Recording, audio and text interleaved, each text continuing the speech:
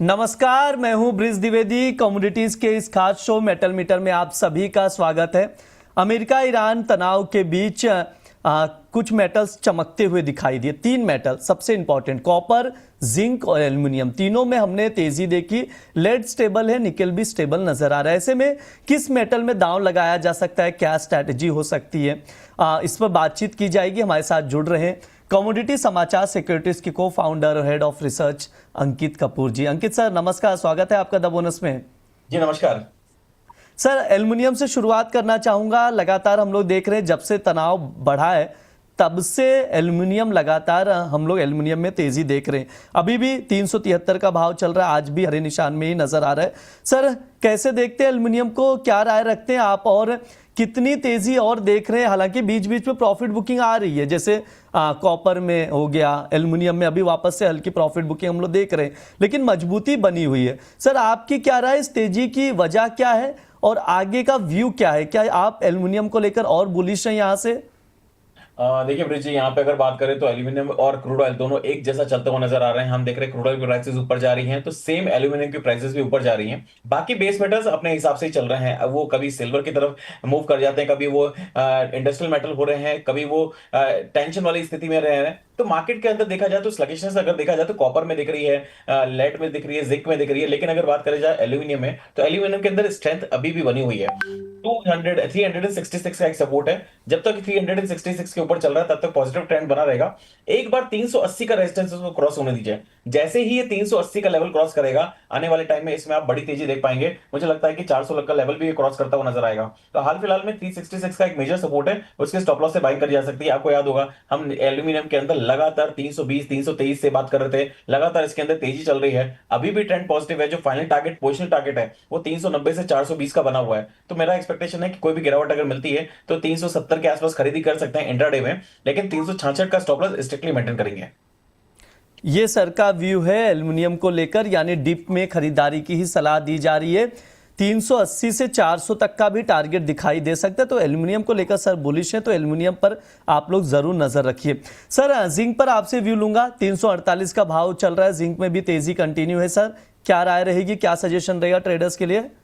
देखिए जिंक का अगर मैं बात करूं तो करंट वाला जो कॉन्ट्रैक्ट है वो 348 चल रहा है। लास्ट टाइम जब आपसे बात करी थी तो मैंने ये बोला था 345 के ऊपर जाएगा तो वापस अपसाइड मोमेंटम देखने को मिलेगा। अभी की अगर बात करें तो मुझे भी एक्सपेक्टेशन यही है कि जो नया कॉन्ट्रैक्ट है वो 345 के आसपास चल रहा है, थोड़ा सा डिस्काउंट में चल रहा है।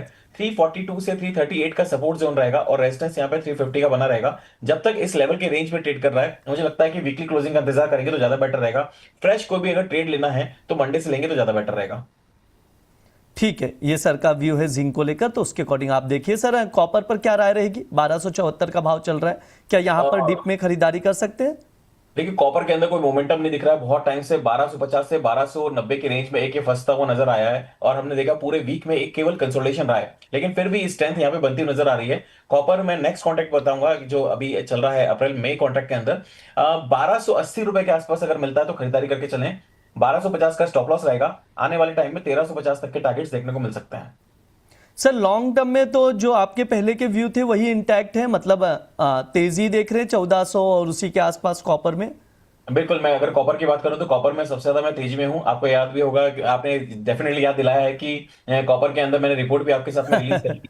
तो वो एग्जैक्टली।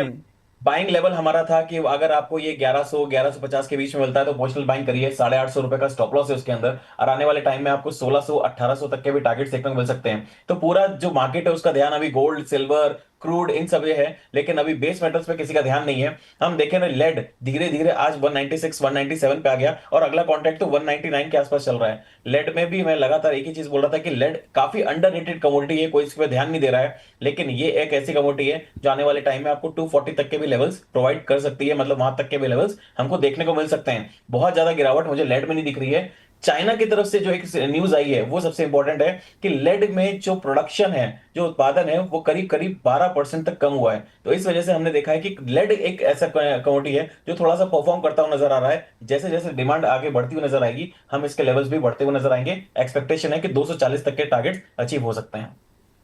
ठीक है, ये सर की राय है तो उसके अकॉर्डिंग देख कर चल सकते हैं। सर निकल अवॉइड करने की सलाह है या कोई रणनीति बन रही है उसमें भी? देखिए निकल काफी कंसोलिडेट कर रहा है अच्छे लेवल पे। हमने देखा था 1500 से 1760 तक का एक लेवल दिया है। 1760 का लेवल याद रखिए। जिस दिन इसने 1760 के ऊपर क्लोजिंग दे दी, हमें आने वाले टाइम में 1900 और 2000 तक के इसमें टारगेट देखने को मिलेंगे। शॉर्ट टर्म की अगर मैं बात करूं तो यहाँ पे 1500 का एक मेजर सपोर्ट है। अगर ये 1500 का सपोर्ट टिका रहता है तो मुझे लगता है कि आने वाले टाइम में अच्छी खासी तेजी निकल में भी देखने को मिल सकती है। अभी कंसोलिडेशन है। फंडामेंटल्स अगर देखा जाए तो काफी स्टैगर्ड, मतलब काफी स्लगिश है। लेकिन जैसे जैसे मार्केट के अंदर बेस मेटल्स के अंदर प्राइस मूव करेंगे, निकल के भी प्राइस इसको सपोर्ट करते हुए नजर आएंगे। ठीक है, ये ओवरव्यू है तमाम मेटल्स को लेकर। उसके अकॉर्डिंग आप लोग देख सकते हैं, स्ट्रैटेजी बना सकते हैं। सर समय भी हो चुका है, डिस्क्लेमर दे दीजिए। जी, मार्केट में मेरी कोई पोजीशन नहीं है। जो भी मैंने बात करी है सारी के सारे अनबाइज्ड है। प्लीज बिना स्टॉप लॉस के मार्केट में ट्रेड मत करिए और अपने एडवाइजर की सलाह जरूर लीजिए। जी सर, बहुत बहुत शुक्रिया सर आज की चर्चा में जुड़ने के लिए। Thank you so much. ये हमारा मेटल मीटर शो है। इस दौरान तमाम बेस मेटल्स पर विस्तार से चर्चा की जाती है, फंडामेंटल्स बताए जाते हैं, ट्रेडिंग कॉल्स भी दिए जाते हैं जिन पर आप लोग नजर बनाकर चल सकते हैं। फिलहाल के लिए शो में इतना ही। आप लोग बने रहिए द बोनस के साथ। धन्यवाद।